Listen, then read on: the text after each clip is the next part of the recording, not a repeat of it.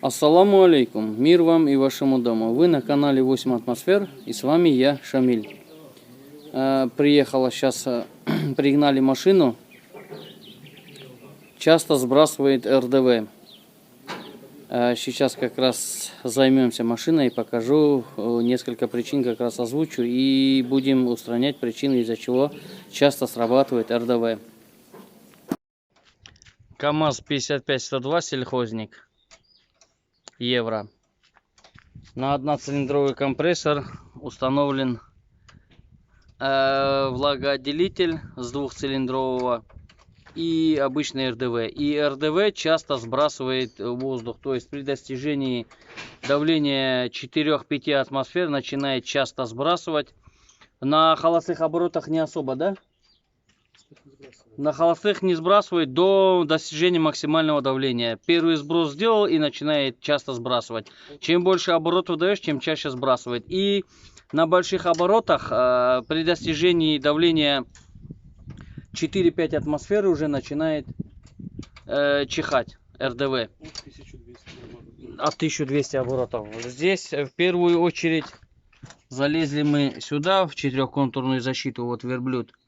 Посмотрели, которая идет трубка, вот она с этого, с РДВ, сюда идет. Трубку открутили штуцер, там внутри есть сеточка. Посмотрели, сетки не было. То есть там нормально проходил воздух. Посмотрели, перебрали РДВ, в принципе свежий, нормальный все. Потом уже открутили выход с РДВ. Вот она трубка, которая идет, проходит на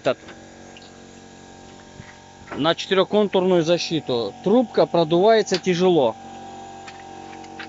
Так, трубка у нас целая, не сплющенная. Так, и тут же кусок еще, да, трубки?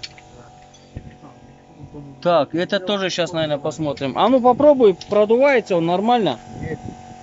Не продувается? Попробуй тут. Да, забита. Не знаю, маслом или чем забита трубка. Из-за этого часто сбрасывал РДВ тоже. Мы сначала думали, воздух плохо проходит через четырехконтурную защиту. Проверили, четырехконтурная защита в норме. Потом уже думали, новая РДВ стоит. Бывает, сверху он чуть-чуть проходит воздух. Из-за этого думали, может какой-нибудь косяк в самом РДВ. Такой тоже редко, но бывает. Сняли, разобрали, почистили, посмотрели, проверили, все пучком. Потом уже деваться некуда. Там нормально, в систему нормально воздух накачивает, то есть воздух не успевает проходить, поэтому часто сбрасывает РДВ. Открутили трубку, да, вот она, вот этот кусок трубки, он не сплющенный, ничего не случилось, просто забита трубка. Дунули в трубку, в принципе, как можно вычислить, мы-то постоянно проверяем трубки, продуваем, с этим сталкиваемся, как бы уже знаем, как продувается трубка. Можно также кусок трубки взять, попробовать подуть в ту трубку. Ну, в принципе, здесь видно было, что она плохо продувается. Можете взять кусок такой же трубки, или новой, или в магазине, или полиамидную, без разницы. Дуньте в обычную трубку, и если воздух плохо проходит, такую трубку дуньте. В принципе, видно будет разницу, сразу увидите разницу. Вот из-за этой трубки, получается, у него часто срабатывал РДВ. Одна из причин. Одна причина сам РДВ может быть. Другая причина, что часто бывает, проходимость воздуха в первую очередь. И, ну, в принципе, если он вверх шипит, он максимальное давление, обороты, это можно было, в принципе, сюда не лезть, надо было сразу с трубки начать. То есть при максимальном оборотах проходимость воздуха через трубку слабая. Пока система пустая, чуть подзабитая трубка, там все равно будет легче проходить воздух. Система чуть-чуть набирается воздухом, уже сопротивление с того конца трубки небольшое есть, уже давление в системе, и через трубку начинает плохо проходить воздух. Или же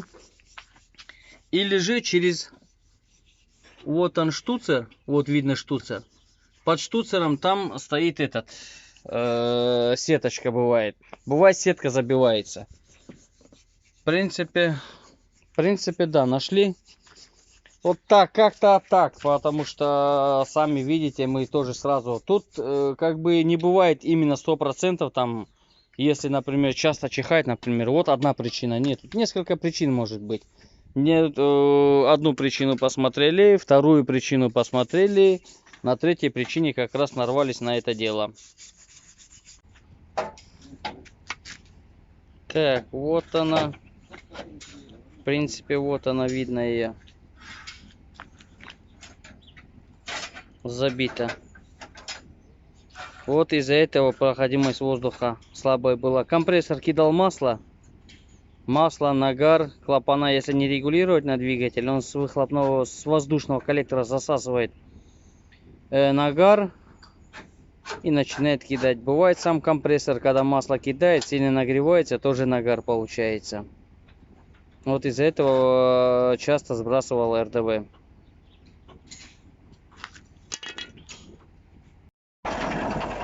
Так, трубку поменяли. Сейчас он сброс сделает.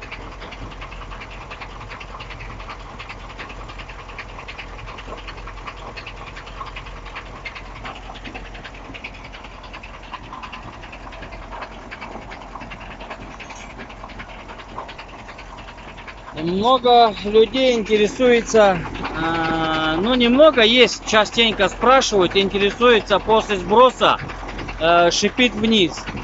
Но он вниз после сброса не шипит, он вниз просто выкидывает воздух с компрессора. То есть в этот вход... Во. Рывками идет воздух. Значит, система не забита, все нормально, именно до РДВ. С компрессора постоянно... Здесь влагоотделитель как соединяется? С компрессора трубка идет на низ, через спираль вверх проходит, с него идет потом с влагоотделителя, после влагоотделителя соединен РДВ. На цифру 1 и цифра 2 это уже уходит в систему. На цифру 1 постоянная подача идет с компрессора, он всегда подает на КамАЗе. На цифру 2 он сам РДВ в цифру 2 и в систему подает воздух. При достижении максимального давления срабатывает поршенек, цифра 2 перекрывается подача на цифру 2, открывается сброс вниз. И цифра 2, здесь стоит обратный клапан, он перекрывает и воздух рывками идет. Слышно его, да? Вот так он рывками воздух идет здесь, то есть, если он будет шипеть, возможно забита трубка. Или же после сброса сразу глушим машину.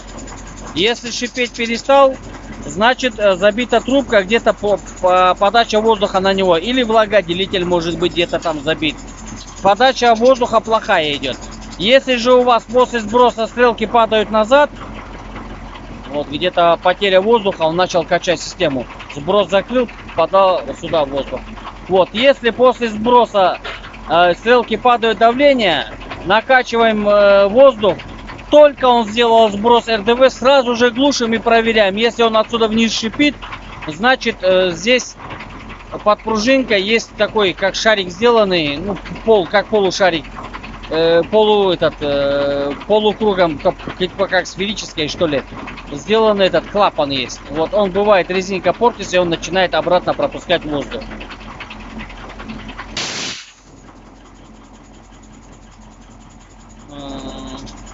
Сейчас в данный момент все работает нормально, воздух идет рывками. Единственное, да, он не должен так часто срабатывать, но где-то по системе идет небольшая потеря воздуха, поэтому в системе давление падает и он начинает качать систему воздуха.